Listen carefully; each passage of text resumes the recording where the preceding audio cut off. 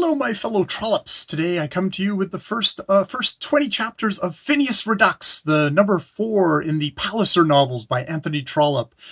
This is the sequel to Phineas Finn, the Pallister novel number 2, which was published in 1869. This one was published, Phineas Redux, in 1874.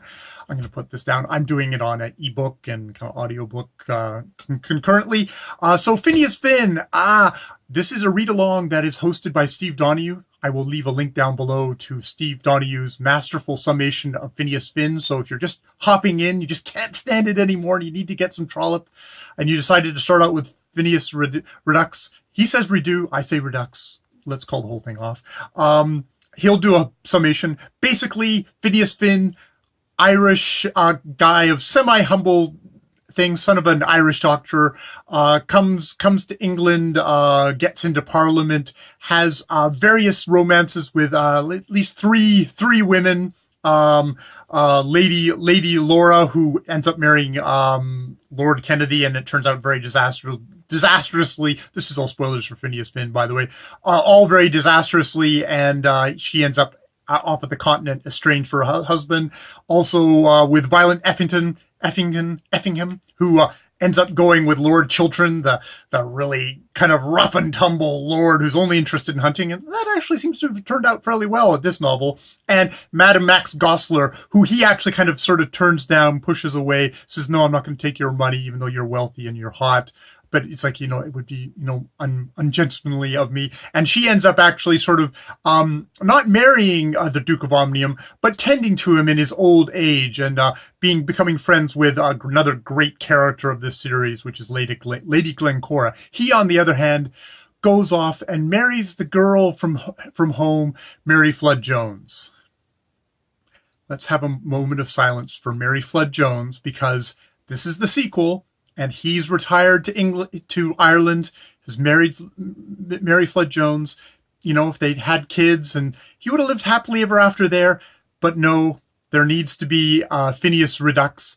So Mary Flood Jones has died in childbirth. And I blame Trollope. I don't blame high infant and mother mortality rate at the time. I blame Trollope. I blame us for potentially wanting a sequel to Phineas Finn, who, a character in the first book, I wanted to strangle a lot of times just because he was so lucky, he was so blessed, always had women who wanted to fall in love with him, even though he seemed like he was basically the hairdo, which is probably why I picked that picture, because wow, that's who even if that isn't Phineas Finn, that's a dude with a hairdo. So yes, she's died. The call comes for, hey, you want to get back into politics? And indeed, there's that addiction to politics. Phineas Finn was great on parliamentary reform, which I'm sure sends thrills through all of your hearts. It did through mine. If you're that kind of person who likes kind of political novels, who actually talk about the nuts and bolts of politics, these are definitely books for you, though there's that romance stuff too, which also does hook you in. But yes, there's that politics. In this book so far, it's, okay, I get to say it, anti-de-establishmentarianism. Well, actually, they're trying to de-establish the Church of England, which is the state church of England. And, okay, spoilers, because I was like, oh yeah, when did that happen? When, is this like parliamentary reform, or like this is going to happen in the course of the novel? It's like, no, as late as I think it's 2014, you have a conservative like David Cameron saying, nope, church and the union of church and state is still is a very good thing, and we don't plan to change it anytime soon. Which is funny, because in this novel, the politics of this novel have taken up this first 20 chapters, has been about the disestablishment of the church.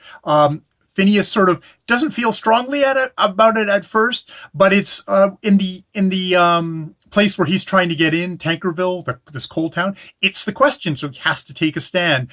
And the fellow that he's running against is like, oh yes, and the fellow who he's running against is the classic kind of your stooge politician who basically has his one speaking point and he just repeats it over and over again of, oh, we'd never ever, go against the church and the state. That is fundamental to our country. And that's all he says over and over again, where Phineas actually proves himself to be an able, eloquent politician who speaks out on this matter and actually does a really good job. And even and he's also so principled enough that he won't try and buy votes, which is lucky for him, because in the end, as we see in these first 20 chapters, they can't, the election is so close, he can appeal it, and thus all the rotten, corrupt votes get flushed out, and he wins, he gets in.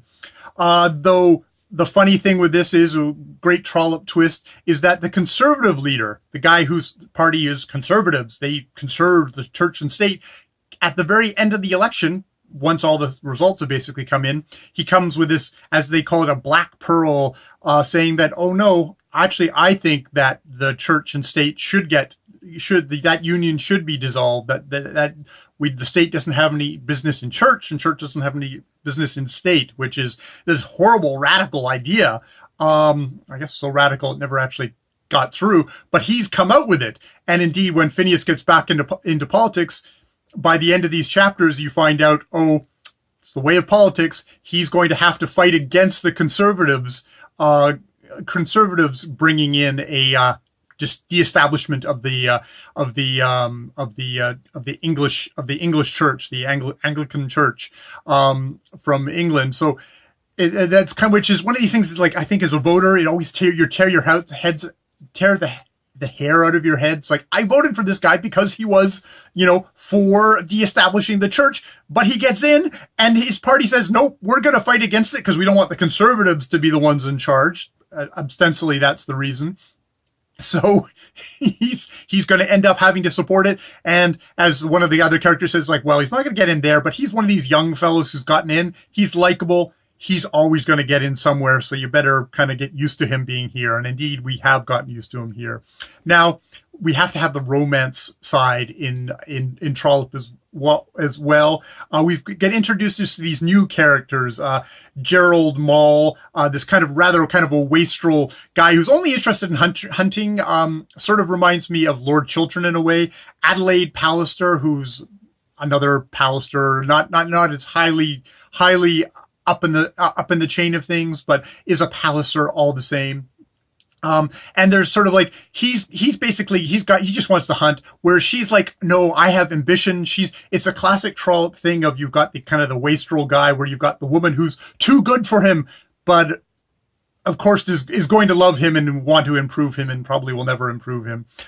We also have a little bit of a comedic insert here we have another hunter, a fellow who's basically Lord Chiltern's assistant hunter guy, because Chiltern has settled down. Lord Chiltern, who was like, oh God, he's this wild man, like, how are we going to tame him? Well, you tame him by saying, hey guy, you can become the master of the hunt. And indeed, that's what he does, and that's all he lives for. But it focuses his energies and his passion and all that stuff. And he's got an assistant guy, another hunter, who's like a quite wealthy guy in his own, Mr. Spooner, who of course takes in his head to propose to Adelaide Pallister in this rather kind of a massively comedic scene where we've had all this kind of the hunting stuff in Trollope. Trollope's hunting stuff, I think it's sort of like it's Harry Potter, where in every Harry Potter novel, there's got to be a game of Quidditch. In every Trollope novel, there's got to be a fox hunt. Except the difference is that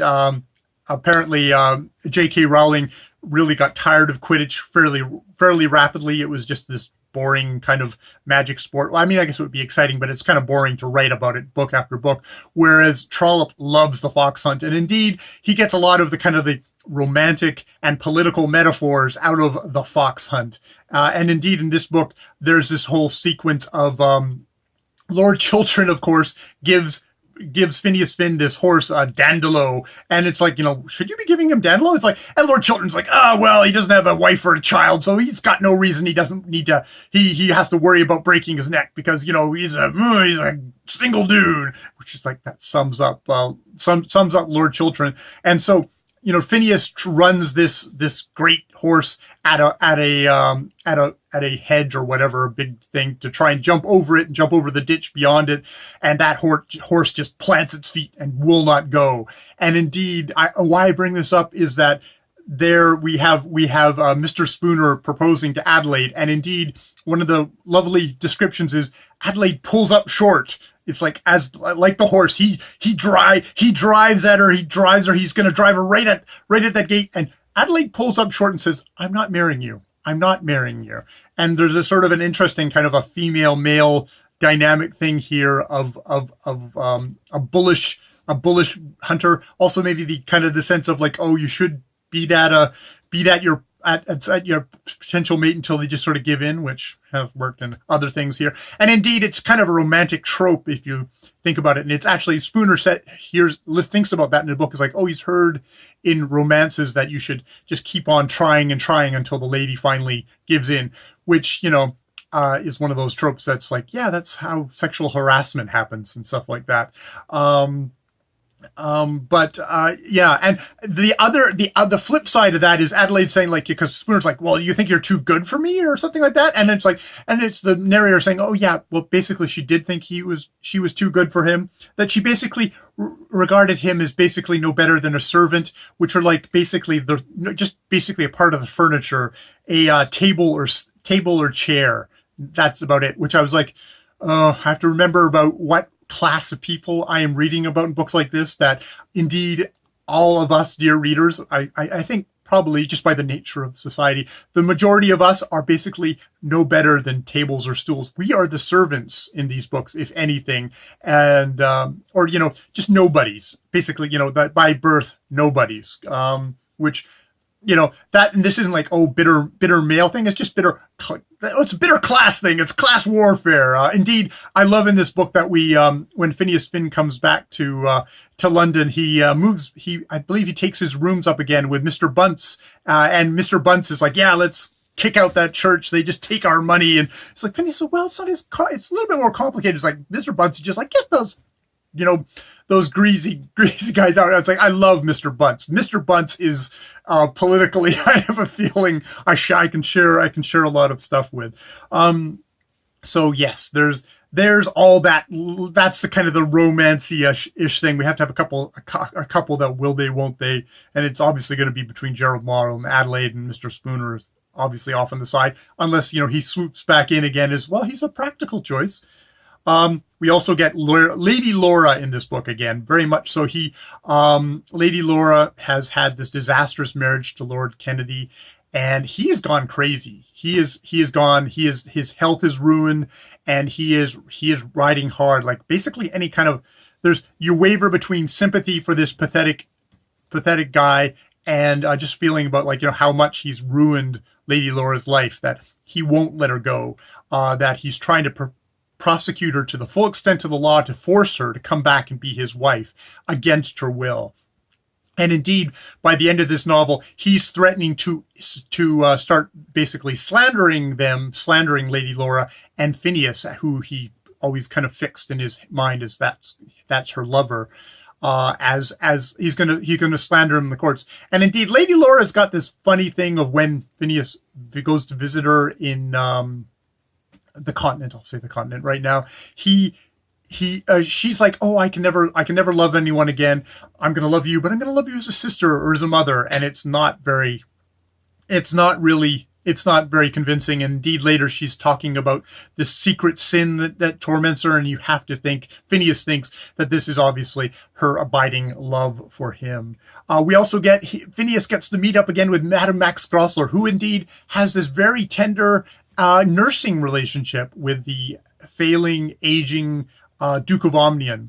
And she's got this interesting kind of like, Duke of Omnium is like considered he's this great man, but he's basically a great man for being a great man. He's never done anything. He's a lord. He is like a symbol of nobility in the land, but he hasn't done anything. And Phineas is like, well, why is he so great? But Madame Max Goesler, who's no fool and who you respect in these books, she respects the Duke of Omnium, so in a way it makes you have to kind of pause and think, maybe you should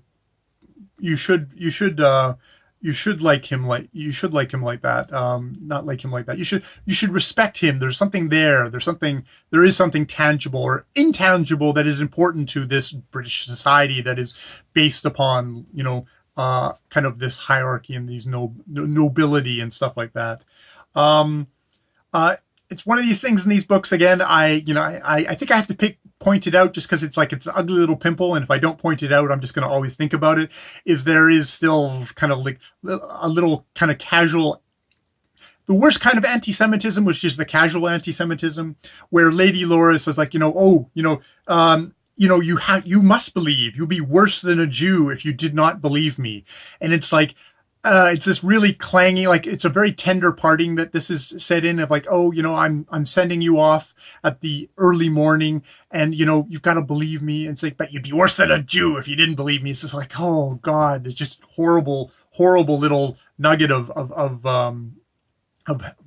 kind of hate in there, for another word. And I mean, I think it's reflective of the society of the time, but it's just it's something I need to talk about. So yes, we end these 20 chapters with indeed going forward. Well, not going forward with this bill that they're basically, there's a political maneuverings between the country, the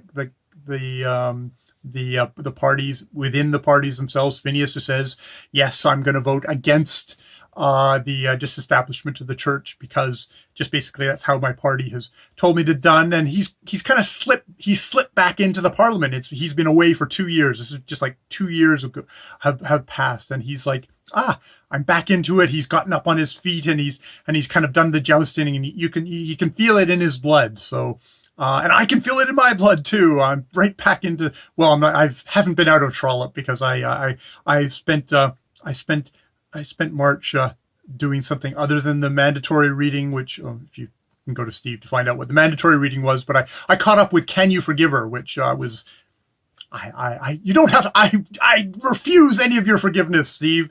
I really enjoy doing that as a little solo read, just so I'm fully caught up for this number 4 in the Trollope Pallister novels. So yes, more videos later.